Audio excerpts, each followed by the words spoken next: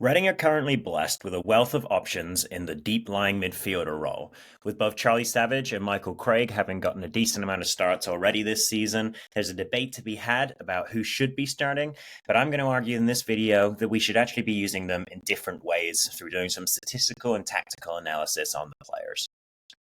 So to get us started off here today, let's take a look at what we actually have here. So what we've got is a pair of sixes, right? That's your deepest lying midfielder usually. Sometimes in a double pivot, you'll have someone even deeper than a six, but typically you'll call this kind of midfielder who collects the ball from the center backs and distributes it out.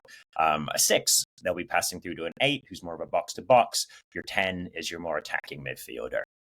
So with Craig and Savage, we've got two young, versatile sixes. They're both young, like I said, they've got good engines, and they've both got great short passing. Both of them know how to change the tempo, they know how to change the flow of play, all of those good things that you want.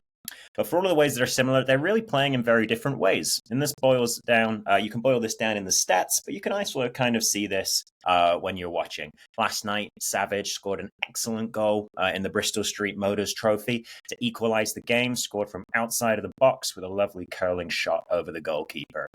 Craig, meanwhile, we don't really see that kind of thing from him, but he never ever loses the ball. He is so solid in that department. So they give us kind of something a little bit different. So I'm going to talk about how we can use these two players to exploit a game plan through the rest of the season. So let's look at their stats first. So on an attacking side, you can see that Savage generates more of what we want in terms of threat, expected goals, expected assists from center mid. He is one of our best players in terms of generating expected assists. We did that Femi video recently, and he's only behind, I think, Wing for expected assists on the team. He's also creating 1.5 chances a game, which is a really good number to be hitting. With that, I mean, two to four chances a game, big chances are kind of what you tend to get. So that's actually that's a pretty good stat for one player. Craig, obviously, way down on those. And then, like I said, both players are good with their short passing game, but in terms of accurate long balls, Savage is quite a way ahead there. You can see he's got an extra long ball that's actually going to reach its target in him versus Craig every game. But on the defensive side, Craig's got the better numbers here. You can see that he's winning more tackles per game. He's winning a lot more duels per game. That's sort of like a 50-50, whether that be aerially or two players running towards the ball that's sort of dead at the same time and who gets there first. And then, like I said, he never loses the ball. He's dispossessed only 0.3 times per 90. And that's pretty impressive. And then beyond that, he's a little bit better with the recoveries too, but Savage is pretty good at that. Savage, like I say, he is a deeper lying midfielder. He knows he needs to be able to do that. And I think he's actually growing into that role a little more as well, which is exciting. But all in all, what you can see here is that Savage and Craig, while they're doing the same role in the team a lot of the time as that deep lying midfielder, they play that role in very different ways. Savage is more attacking and Craig is more defensive. Sometimes we've seen Savage go up towards the 8 position, and Selles seems to kind of like him there. He was oftentimes one of those two central midfielders when we were playing more of that 4-2-2-2. And this allows him to get more shots off in the box or just outside of the box, which is something that we want from Savage given his goal scoring ability. But still, we know that he has good qualities as a deep lying playmaker. Let's look at their traits. So this really lays out those stats for us a little bit easier. So on the left here, you're looking at Michael Craig, and on the right here, just over here, you're looking at Charlie Savage. So these maps are almost entirely different, even though, like I said, they have a lot of similarities as players, both young, both energetic, and players who are really good in the short passing game, show for a lot of passes. But here with Charlie Savage, and these are stats versus the rest of similar leagues to League One in terms of quality level. So if we're talking about similar leagues in terms of quality level to League One, we're talking about the Australian League, for example. The MLS is a little bit higher up, but a little, within that same sort of ballpark.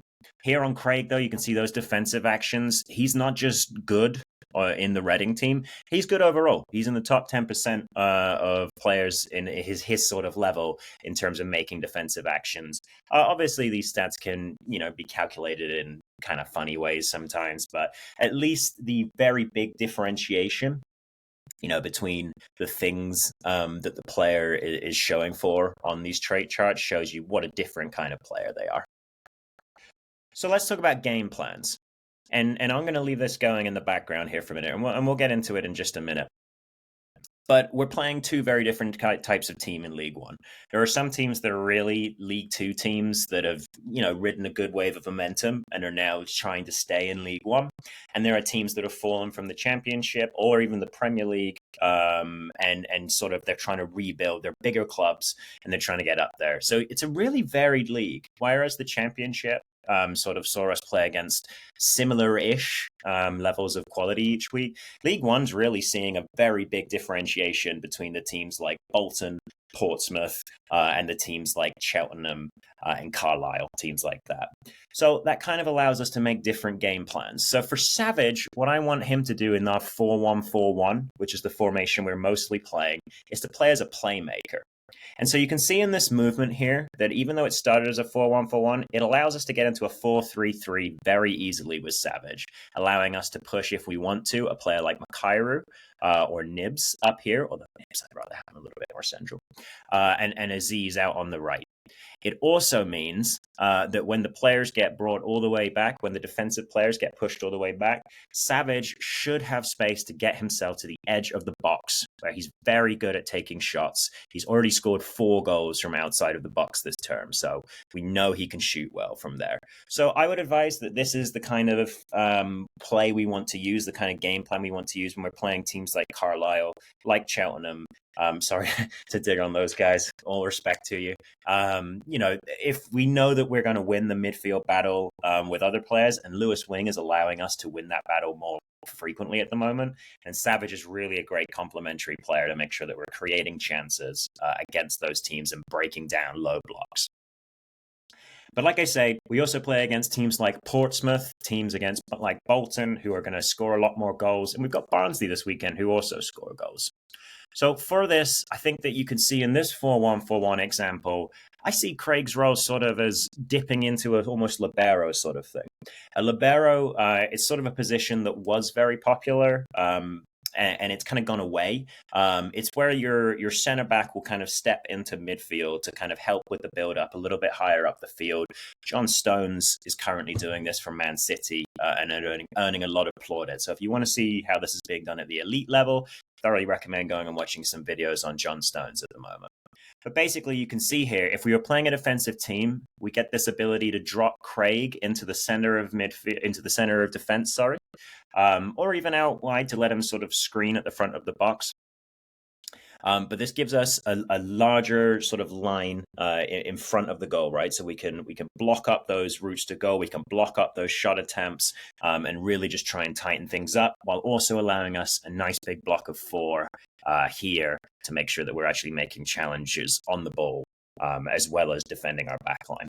And then something else I quite like about having Craig, like I said, he's really got great short passing game, but he doesn't have the great long passing game. Somebody who does, and somebody who can do a little bit of all of that, is Tyler Bindon, who plays at right center back for Reading usually. And moving Craig back into that defensive line means that when Reading are building out, Bindon has a little bit more license to step forward and get higher up the pitch. We saw a few times this weekend where Bindon was managing to close plays down all the way up in the defensive third of the other team.